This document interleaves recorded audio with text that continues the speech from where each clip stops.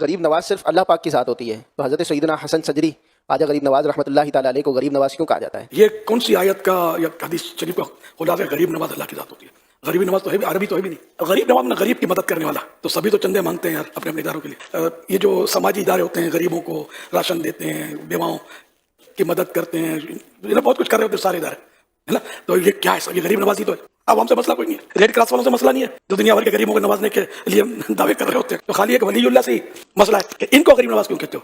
دوسری بات ہے یہ دونوں کی اینالوجی بنتی نہیں ہے. اگر کوئی شخص ان معنوں میں اگر کوئی کہتا ہے نا کہ جب تک وہ زندہ تھے تو اللہ کی راہ میں لٹایا کرتے تھے، غریبوں میں بانٹا کرتے تھے، تو ہمیں کوئی حرج نہیں آپ کہیں.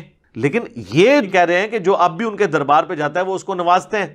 اور اگر اس کی کوئی مثال دیتا ہے نا جی وہ ان کے دربار پہ گیا ہوا کوئی بھوکا جو ہے وہ واپس نہیں آتا تو یہ وہی پال رہے ہیں، تو سر پھر جدھر جدھر کھانا بٹ رہے نا، خواہ وہ بابا گرو نانک کا مزار ہو، خواہ وہ پنجا صاحب ہو، تو پھر ساروں کو آپ نے بزرگ ڈکلیئر کرنا ہوگا. اگر کہیں وہ اپنی زندگی میں تھے وہ بالکل ٹھیک ہے، مرنے کے بعد آپ کی اور ہماری کوئی اس اعتبار سے ان کے ساتھ کمیونیکیشن نہیں ہے.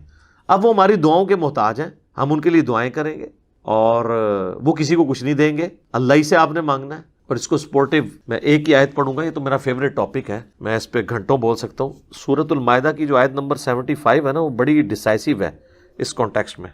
مل مسیح ابن مریم الا رسول، عیسیٰ ابن مریم تو نہیں تھے مگر ایک رسول، قد خلت من قبلہ الرسل، ان سے پہلے بھی کئی رسول گزر چکے ہیں، وامہ صدیقہ، اور ان کی ماں ایک سچی عورت تھی، کان یاکلان الطعام، دونوں کھانا کھانے کے محتاج تھے.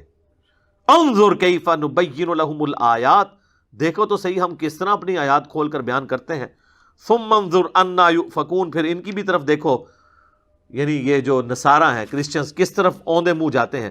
قل اتعبدون من دون اللہ، اے نبی ان سے فرماؤ کیا تم اللہ کو چھوڑ کے ان کی عبادت کر رہے ہو، عیسیٰ اور ان کی ماں کی. ما لا یملک لکم ضرا ولا نفعا، جو نہ تمہارے نقصان کے مالک ہیں نہ کسی نفع کے. واللہ هو السمیع العلیم، اور اللہ ہی سننے والا علم والا ہے. اللہ تعالیٰ کہہ رہا ہے کہ اولو العزم پیغمبر عیسیٰ اور ان کی ماں، ایک بہترین پیغمبر اور افضل ترین ولیہ ان کی ماں، دونوں تمہارے نفع نقصان کے مالک نہیں ہیں. تو پھر یہ باقی لوگ کہاں سے ہو گئے؟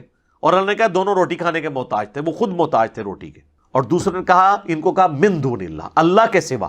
یہ کہتے ہیں من دون اللہ سے مراد صرف بت ہوتے ہیں، نہیں، جو بھی اللہ کے مقابلے پہ آپ کھڑا کریں گے اس بندے کا، اس اعلیٰ ہستی کا تو قصور نہیں ہے، لیکن وہ من دون اللہ بن جائے گا.